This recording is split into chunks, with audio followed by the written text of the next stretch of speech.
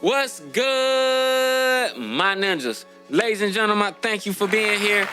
Thank you for coming by the Yuki Show. I'm your host, Yuki. All right, what I'm gonna do for you today is I'm gonna get into some seasonal anime. The summer season, to be exact, right? I already recapped spring. Right now, I'm gonna go ahead and go through some shows, right?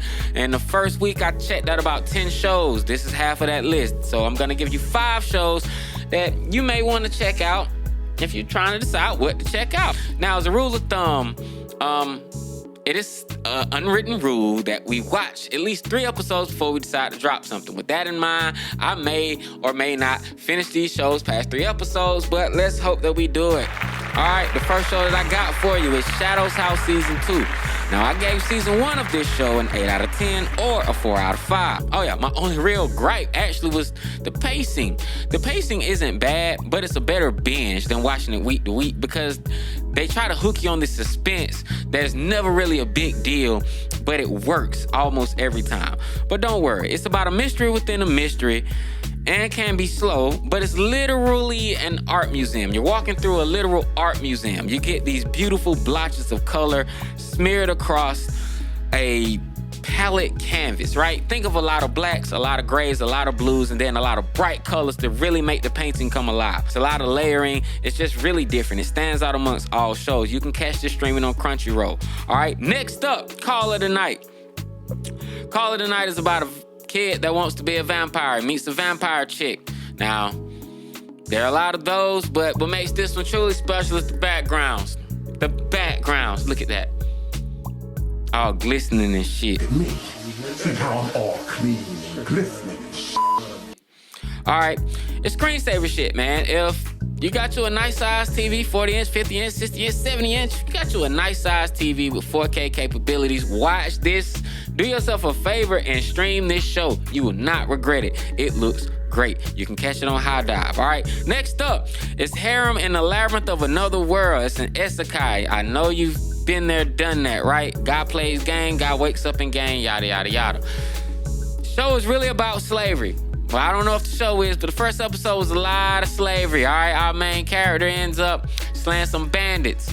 He ends up getting a lot of treasure. Someone tries to steal his treasure. He's like, nah, y'all can do what y'all need to do with that guy. What he didn't know is slavery. You commit a crime, you're a slave.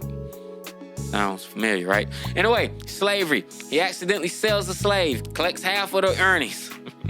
Goes to a town to spend his money. What does someone else offer him? Slaves. More slaves. Only this time, you can fuck these slaves. Oh yeah, sex slaves. This can get really weird bad. I really think if you really like your harems and you like your ecchi fan service, this one's gonna be for you. Like I said, if this is your joint, then burn that bitch.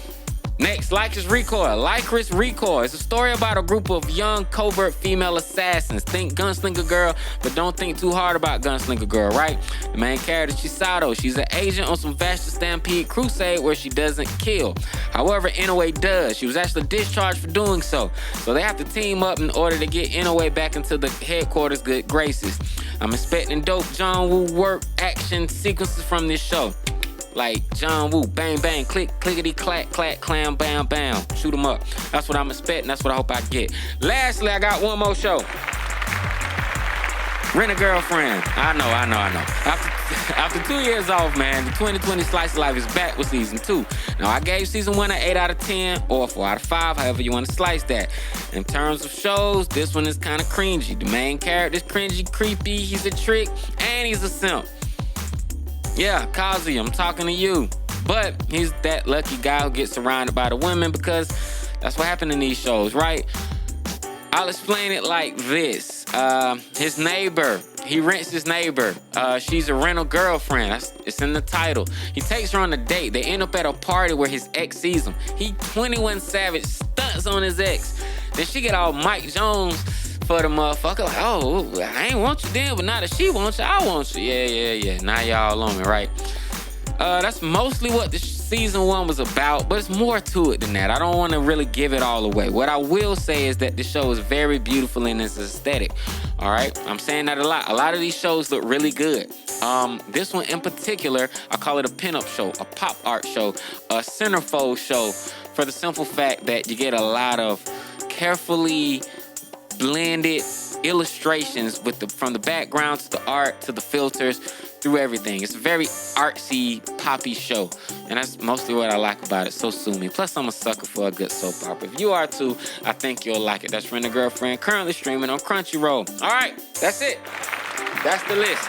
Those are 5 of the shows. I have 5 more coming for you real soon. I have 5 more shows coming for you real soon. Be sure. Hold on. All right, that's the list. That's the list. All right, those are my 5 shows. Now I have 5 more because I watched like 10 plus shows the first week. I just wanted to give you a quick little batch of shows you might want to check out. I'll be back with the next list next time. If you don't want to miss it, be sure to like, share, and subscribe so you don't miss another episode, man. Thank you for stopping by the Yuki Show. I'm your host, Yuki. Thank you for coming by. Peace.